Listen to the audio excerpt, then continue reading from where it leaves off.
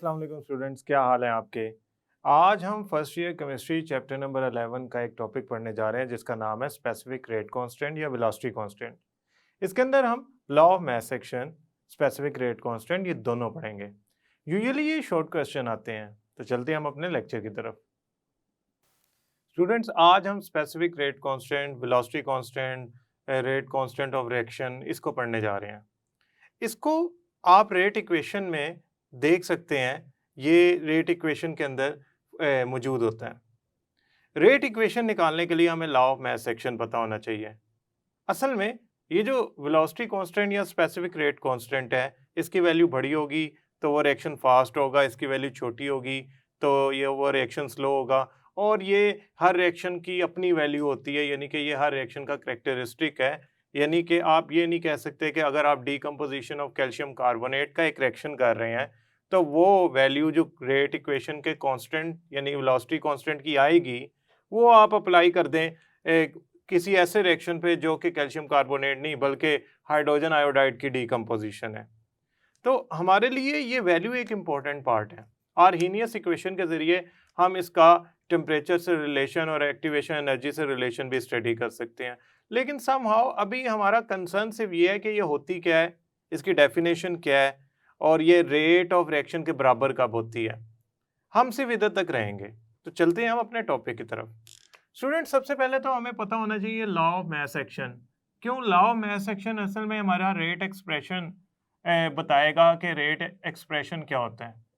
देखें, law of mass action के मुताबिक the rate of reaction is directly proportional to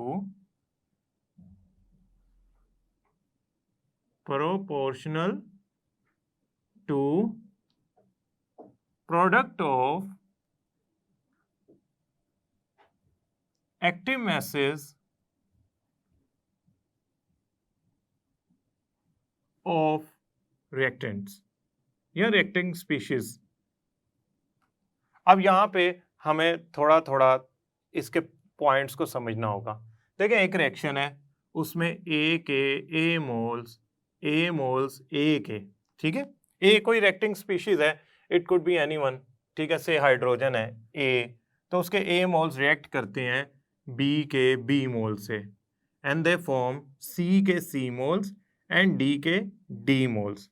now these are the reactants, reacting species, these are the products. मैं चाहता हूं इसकी rate equation निकालूं। Rate equation के मुताबिक जो एक्टिव मैसेज हैं जो इस रिएक्शन में हिस्सा ले रहे हैं, अगर तो ये डाइल्यूट सोल्यूशन है, तो इसमें जो एक्टिव मैसेज होंगे ना वो रिएक्टेंट्स की कंसंट्रेशन के बराबर होंगे। सो अगर ए की कंसंट्रेशन है, ए की कंसंट्रेशन को मैं लिख देता हूँ ए के इर्द गिर्द ये वाली ब्रैकेट डाल के, और बी के कंसंट्रेशन को इस तरह लिख देता हूँ। कंसंट्रेशन का मतलब क्या होता है? कंसंट्रेशन का मतलब होता है मोल्स पर यूनिट वॉल्यूम या moles per dm cube is a unit of volume. So A की कंसंट्रेशन बी की कंसंट्रेशन के डायरेक्टली प्रोपोर्शनल होगा। ये असल में क्या चीजें हैं? एक्टिव मैसेज है ना, यानी कि ये मैसेज हैं जो एक्टिव रोल प्ले कर रहे हैं, रिएक्शन कर रहे हैं, और इनकी जो कंसंट्रेशन है वो रिएक्शन में हिस्सा ले रही है, रेट ऑफ रिएक्शन के डायरेक्टली प्रोपोर्शनल आ रही है। मुझे कैसे पता लगा? क्योंकि ये जो दो रिएक्टेंट्स हैं ये मिलकर प्रोडक्ट बना रहे हैं। डाइल्यूट सॉल्यूशन है तो ए की कंसंट्रेशन और बी की कंसंट्रेशन इनके एक्टिव मैसेज होंगे, क्योंकि यही तो रिएक्शन में हिस्सा ले रहे हैं। अच्छा, मेरा जो लॉ ऑफ मास एक्शन है वो कहता है कि जो रिएक्शन होता है ना, मतलब ये रिएक्शन है फॉरवर्ड डायरेक्शन में, इसमें डायरेक्टली प्रोपोर्शनल होगा रेट। ये ले मैंने लिख दिया, rate of reaction is directly proportional किसके? एक्टिव मैसेज के। ये अगर रिएक्शन है तो इसमें ये रिएक्टेंट है और ये उनके एक्टिव मैसेज हैं। ए का एक्टिव मैस क्या है? ए कितने मोल्स के साथ? ए के ए मोल्स के साथ। बी का एक्टिव मैस क्या है? बी कितने मोल्स के साथ? बी मोल्स के साथ। यानी कि product of active masses raise to power their moles is directly proportional to the rate of reaction. ये R stand for rate of reaction. Student, अगर मैं ये रेट ऑफ रिएक्शन में प्रोपोर्शनैलिटी का कांस्टेंट प्रोपोर्शनैलिटी का खत्म करके इक्वालिटी ले आऊं तो मेरी इक्वेशन कुछ इस तरह बन जाएगी। R इज इक्वल टू, यहाँ पे कोई कांस्टेंट आएगा ए के ए मोल्स यानी कि एक्टिव मास ए के A moles, active mass be के बी मोल्स। अब स्टूडेंट यहां पे जो प्रोपोर्शनैलिटी कांस्टेंट आता है वो के आता है। हम इसकी बात कर रहे हैं, हम इसको फाइंड कर रहे हैं, हम इसके बारे में डिटेल में पढ़ेंगे। यहां लिख देते हैं वेयर के is rate constant, specific rate constant या वेलोसिटी कांस्टेंट या सिंपल रेट कांस्टेंट। अब इसको जरा हम फर्दर डिटेल में डिस्कस करते हैं। ये जो के है हम इसको डिस्कस करने जा रहे हैं। ये हमारा शॉर्ट क्वेश्चन बनता है कि डिफाइन व्हाट इज के या रेट कांस्टेंट या वेलोसिटी कांस्टेंट या स्पेसिफिक रेट कांस्टेंट। ये किसी भी नाम से आ सकता है। आपने याद रखना है कि ये आता रेट इक्वेशन के अंदर है। ये जो पूरा एक्सप्रेशन है ना ये वाला, ये कहलाता है रेट इक्वेशन या रेट एक्सप्रेशन या आप कह लो द इक्वेशन विच शोज या relate rate of reaction with the active mass. ये वो है। ये कहाँ से निकाला है? मैंने लॉ ऑफ मैथ सेक्शन से निकाला है। ये हमारा जो रिएक्शन है, रेट इक्वेशन है, इसमें ये जो के कांस्टेंट है जो डेवलप हुआ आफ्टर इक्वालिटी मेंटेन किया प्रोपोर्शनैलिटी रिमूव करके, इसके बारे में हम बात करने जा रहे हैं। शॉर्ट क्वेश्चन आता है कि डिफाइन क्या चीज? रेट कांस्टेंट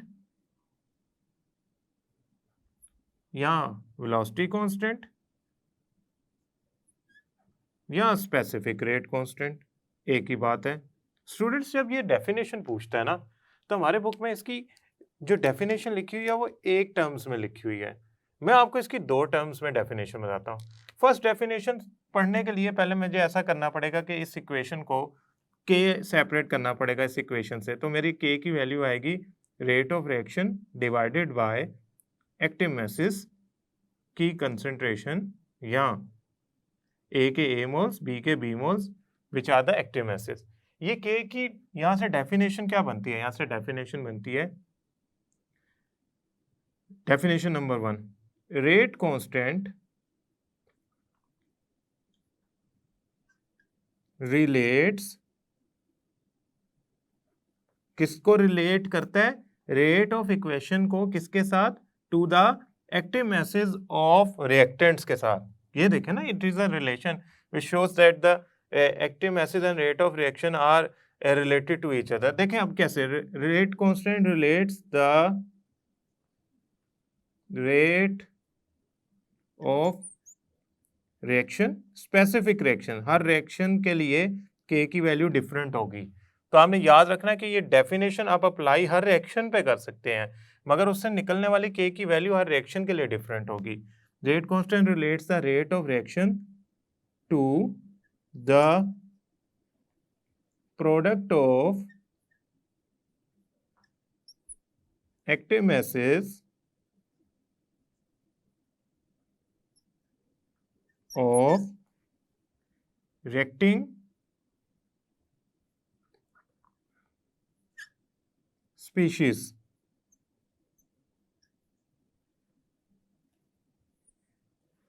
स्टूडेंट ये है डेफिनेशन नंबर 1। अगर मैं इस डेफिनेशन को गौर से समझू ना तो रेट ऑफ रिएक्शन और कांस्टेंट के, ये मुझे लग रहा है कि जिस तरह एक दूसरे के डायरेक्टली प्रोपोर्शनल है। कैसे भला? के की वैल्यू बड़ी होगी तो ये इंडिकेट करिए रेट ऑफ रिएक्शन ज्यादा होगा, के की वैल्यू छोटी होगी तो इंडिकेट करिए कि रेट ऑफ रिएक्शन कम होगा। लेकिन अभी हम चूंकि इंपॉर्टेंस में ये बातें पढ़ने जा रहे हैं, लिहाजा मैं अभी आपको डिस्कस करके आपको डेफिनेशन नंबर 1 और डेफिनेशन नंबर 2 से नहीं हटाना चाहता। हम डेफिनेशन नंबर 2 पे चलते हैं। अच्छा, डेफिनेशन नंबर 2 में पढ़ने से पहले जरा गौर से देखें के किसके इक्वल था?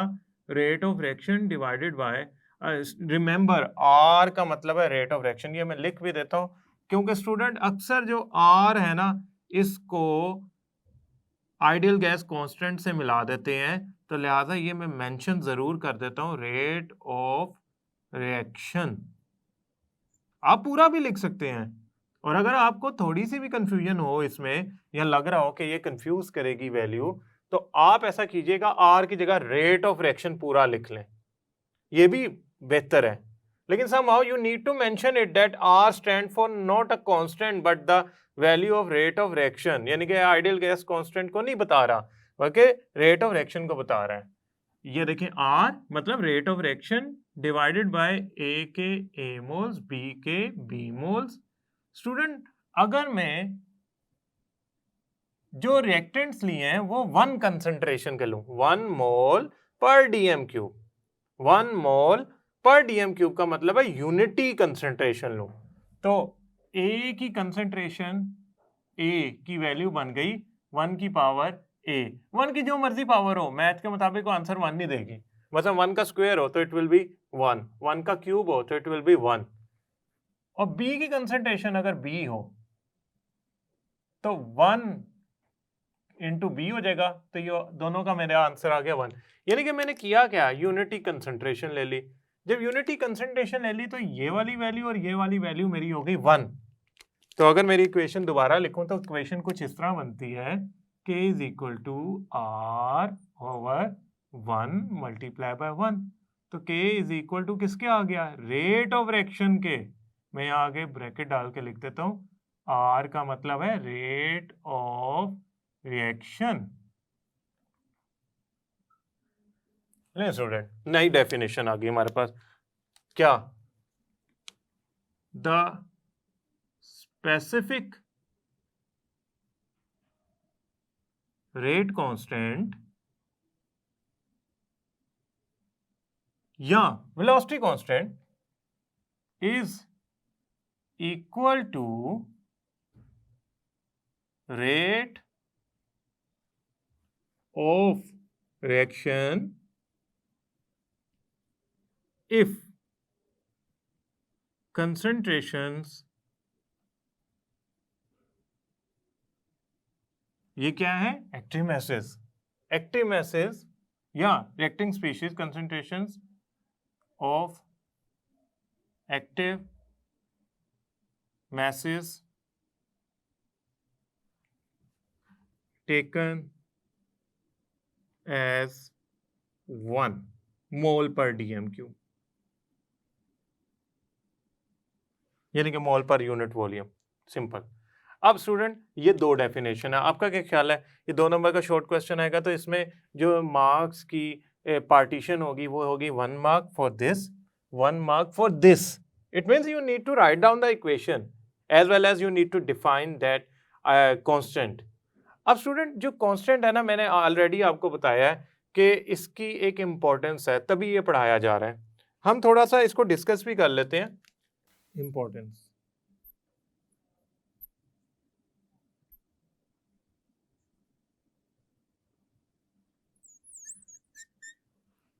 पहली इंपॉर्टेंस, वैल्यू ऑफ के, वैल्यू ऑफ के अगर तो लार्ज होगी तो रेट ऑफ रिएक्शन फास्ट होगा, आर क्या होगा, फास्ट होगा, रेट ऑफ रिएक्शन क्या होगा, फास्ट होगा। फॉर एग्जांपल एक रिएक्शन है, उसकी आर की वैल्यू जो आती है वो बहुत ज्यादा आती है, तो इसका मतलब ये है कि रेट ऑफ रिएक्शन उसका बहुत ज्यादा है। अगर बहुत छोटी वैल्यू आती है तो क्या है, इफ द के वैल्यू इज स्मॉल देन क्या होगा, रेट ऑफ रिएक्शन जो होगा वो स्लो होगा। इसका मतलब this is a kind of indicator in reactions to find out कि वो जो रिएक्शन है वो फास्ट है या स्लो है। के की वैल्यू वैसे तो एक्सपेरिमेंटली फाइंड की जाती है, लेकिन हमने एक बात याद रखनी है कि जब हम इसकी वैल्यू फाइंड कर लेंगे तो वैल्यू की क्वांटिटी यानी कि बड़ी है छोटी है उसे हम अंदाजा लगा सकते हैं ये रिएक्शन की जो आउटपुट है वो स्लो है या फास्ट है, या रिएक्शन खुद इटसेल्फ स्लो है या फास्ट है। अच्छा, it is a characteristic of specific reaction। इसका मतलब क्या है, फॉर एग्जाम्पल आपके पास मैंने अभी बताया था एक रिएक्शन हो रहा है, उसमें हो क्या रहा है, calcium carbonate is broken down into calcium oxide plus carbon dioxide और एक रिएक्शन है उसमें hydrogen iodide is broken down into H2 plus I2। Now these are two different reactions और इनकी जो रेट ऑफ रिएक्शन होगा वो भी डिफरेंट होगा, क्योंकि ये डिफरेंट सब्सटेंसेस हैं, डिफरेंट रिएक्टेंट्स हैं, डिफरेंट प्रोडक्ट्स हैं और इनकी के की वैल्यू भी डिफरेंट होगी। ऐसा नहीं आपने कैल्शियम कार्बोनेट की एक सर्टेन टेम्परेचर पे वैल्यू फाइंड की और वो आपने हाइड्रोजन आयोडाइड पे अप्लाई कर दी और आपने कहा ये सब पे अप्लाई हो जाएगी। No, it's not a universal value, it is a specific value. अगर मैं कहूँ कि मेरा जो डीएनए है ना वो मेरे स्पेसिफिक है, यानी कि मेरी करेक्टरिस्टिक है, इसी तरह आपका डीएनए आपकी करेक्टरिस्टिक होगा। इसी तरह हर रिएक्शन का जो के की वैल्यू है वो उसकी करेक्टरिस्टिक है, उसके के लिए स्पेसिफिक है, उसी को वो शो करता है।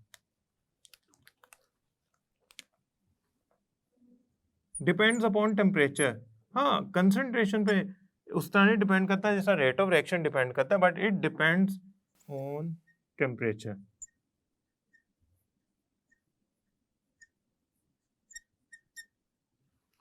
इसको ना हम आगे जाके पढ़ेंगे, हमारे ना इस चैप्टर में एक इक्वेशन है आर्हेनियस इक्वेशन। आर्हेनियस इक्वेशन के मुताबिक जो कांस्टेंट k है that can be calculated by the formula k is equal to A E minus E A over R T.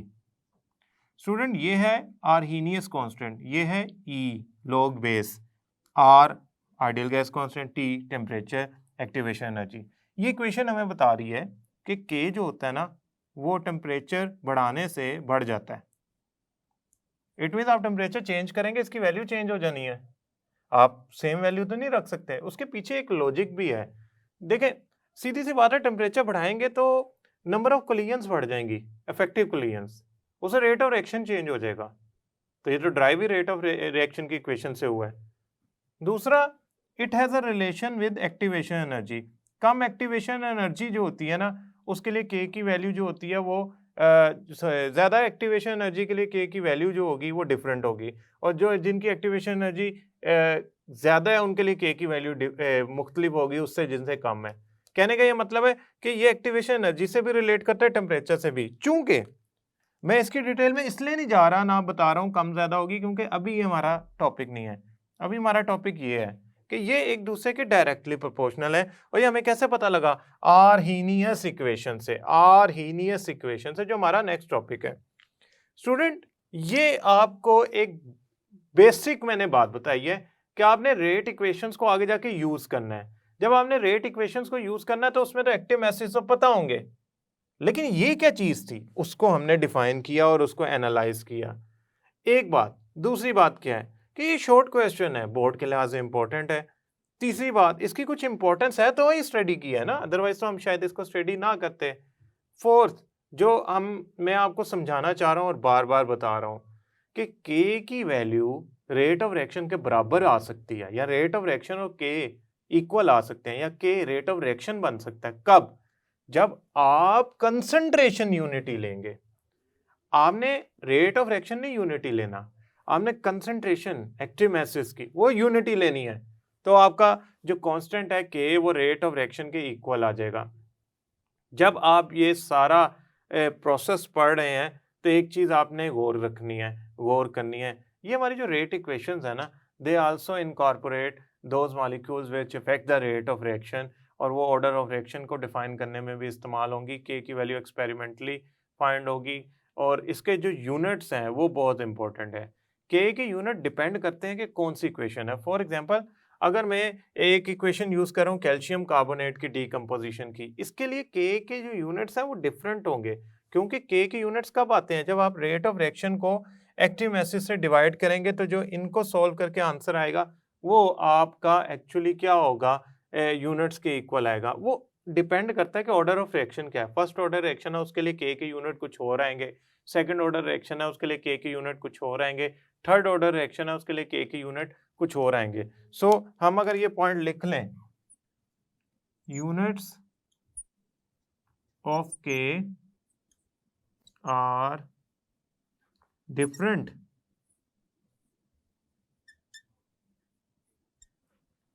For different order of reactions.